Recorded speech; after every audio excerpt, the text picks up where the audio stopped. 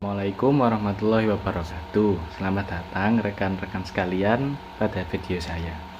Pada video ini, saya akan membacakan PowerPoint yang membahas bagaimana mengukur kelayakan usaha sebagai pemenuhan tugas mata kuliah kewirausahaan. Tanpa berlama-lama lagi, langsung saja kita masuk ke videonya. Jadi, poin-poin yang akan dibahas dalam video ini diantaranya adalah cara menghitung keuntungan. Apa itu pengertian titik impas atau break even point, payback period, NPV, dan IRR, apakah definisi manajemen hutang itu, dan juga beberapa tips untuk mengelola keuangan dalam usaha. Pertama-tama, kita perlu mengetahui apa itu kelayakan usaha.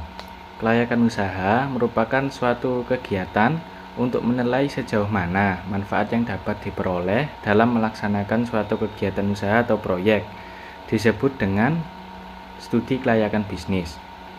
Dalam penyusunan studi kelayakan bisnis ini, lebih banyak digunakan perhitungan yang bersifat kuantitatif, yaitu berhubungan dengan perkiraan, penafsiran, dan peramalan tentang berbagai peluang dan tantangan dalam usaha yang mungkin terjadi di masa mendatang. Tentu saja dalam melaksanakan usaha, memperoleh keuntungan merupakan tujuan utamanya. Keuntungannya tidak hanya digunakan untuk operasi perusahaan saja, tetapi juga digunakan untuk ekspansi perusahaan melalui berbagai kegiatan di masa mendatang.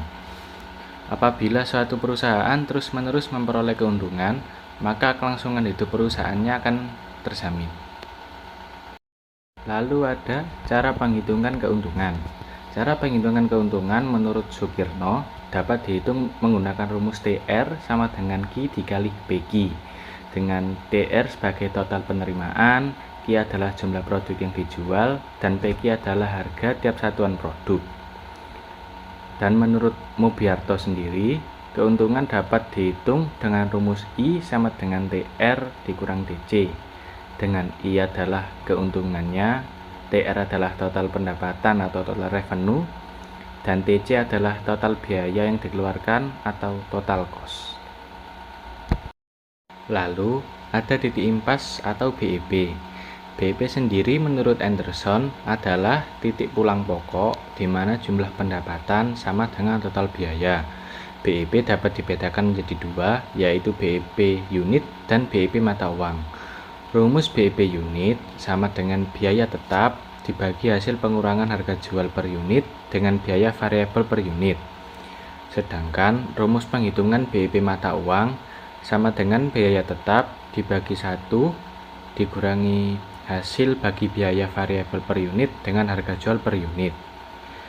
Fungsi BEP sendiri yaitu untuk menentukan harga, yaitu pembuat kebijakan dapat menentukan harga produk untuk mencapai tujuan finansial perusahaan. Analisis ini menentukan suatu produk itu layak dijual atau terlalu beresiko jika dijual. Yang kedua ada evaluasi kinerja. Jika tingkat penjualan aktual berada di atas BEP, maka perusahaan akan menghasilkan keuntungan. Sebaliknya, jika tingkat penjualannya di bawah BEP, maka perusahaan tersebut akan mengalami kerugian. Yang ketiga ada evaluasi resiko.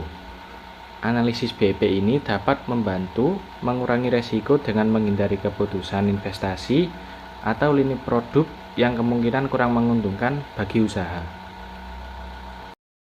Kemudian, manfaat adanya analisis BEP bagi perusahaan yaitu membantu mengoptimalkan manajemen keuangan, dapat mempermudah perencanaan produksi, dan membantu mengambil keputusan yang tepat saat berinvestasi.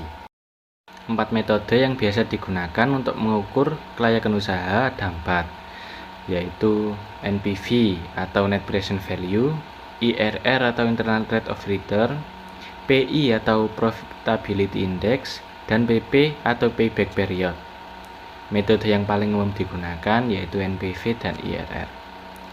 NPV sendiri merupakan total seluruh arus kas bisnis dengan memperhatikan waktu dari uang dari arus kas tersebut selama jangka waktu perhitungan. Untuk IRR sendiri adalah tingkat suku bunga maksimum yang akan mengembalikan seluruh biaya yang telah diinvestasikan, atau dalam kata lain menghasilkan NPV sama dengan 0. Hasil penghitungan IRR dapat digunakan untuk memperkirakan keuntungan dari investasi potensial. Kemudian ada PP atau payback period.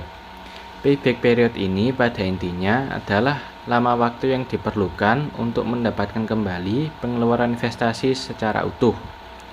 Menurut Halim tahun 2018, metode PP menghitung kecepatan dari kembalinya dana investasi.